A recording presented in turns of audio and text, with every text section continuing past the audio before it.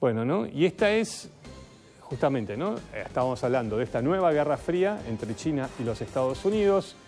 China con un poder militar y geopolítico y económico claramente disputándole en cada rincón de la tierra a los Estados Unidos. Y otra vez China y otra vez Cuba. ¿Se acuerdan que el viernes mostramos esa base que era de origen soviético, que ahora supuestamente desde Estados Unidos dicen que China la está ocupando? Bueno, como te decía recién.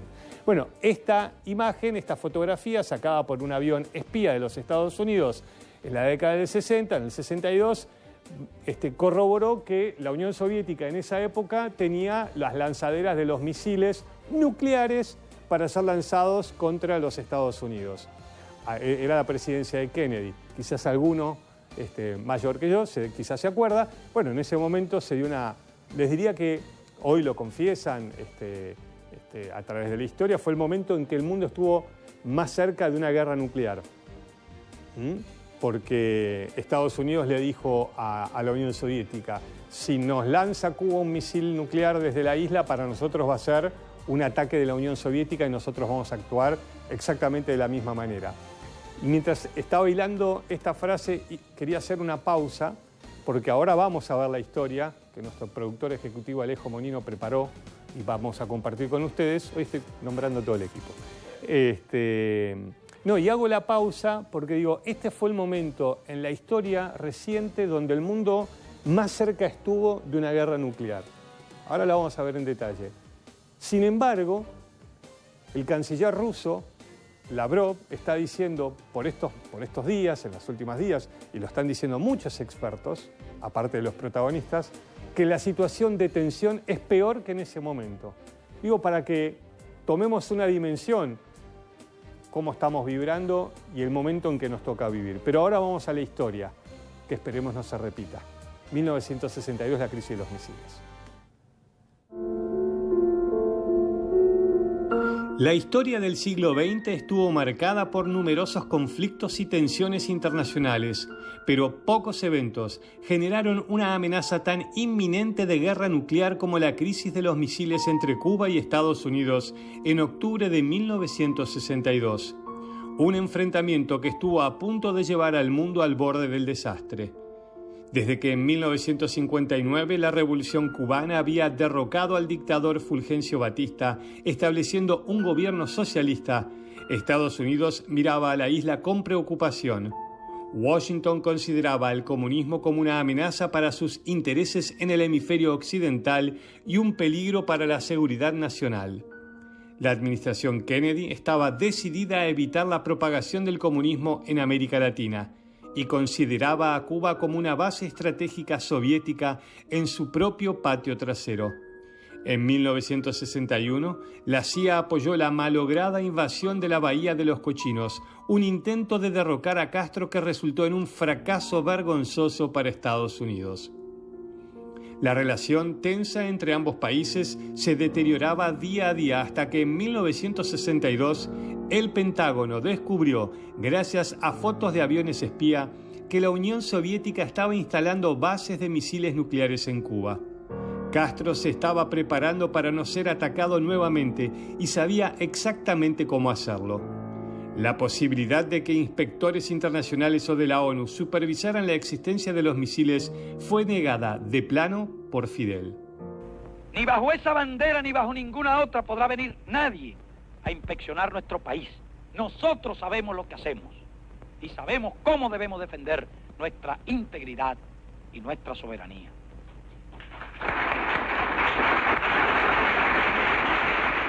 Para Washington, esta era una amenaza estratégica y su respuesta fue contundente. Kennedy le advirtió al Kremlin que cualquier misil lanzado desde Cuba sería considerado un acto de guerra por parte de la Unión Soviética y requeriría una respuesta militar inmediata. Sobre el cielo cubano, un avión espía tripulado por un piloto estadounidense se preparaba para tomar nuevas fotografías, pero los soldados cubanos y los soviéticos lo interceptaron y derribaron. Fue la única víctima mortal de ese enfrentamiento que casi lleva al mundo al borde de la guerra atómica. Kennedy y sus asesores consideraron diferentes opciones, desde un ataque militar aéreo hasta un bloqueo naval a Cuba. Finalmente se decidió establecer un bloqueo naval para evitar que los barcos soviéticos llegaran a Cuba con más misiles. Millones de estadounidenses vieron por televisión a Kennedy anunciando el descubrimiento del arsenal en Cuba y alertaron a Moscú respecto a futuros movimientos. Good evening, my fellow citizens. This government, as promised, has maintained the closest surveillance of the Soviet military buildup on the island of Cuba. Within the past week, unmistakable evidence has established the fact that a series of offensive missile sites is now in preparation on that imprisoned island. It shall be the policy of this nation to regard any nuclear missile launched from Cuba against any nation in the Western Hemisphere as an attack by the Soviet Union on the United States, requiring a full retaliatory response upon the Soviet Union. Ahora Khrushchev tenía que decidir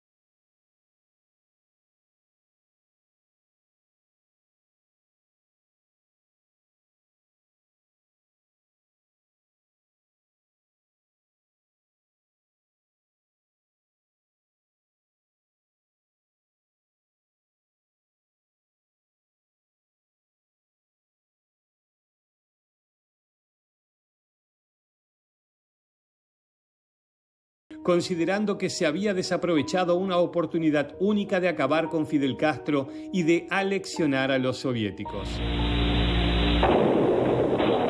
Kennedy fue asesinado solo un año después de la crisis de los misiles, en noviembre de 1963.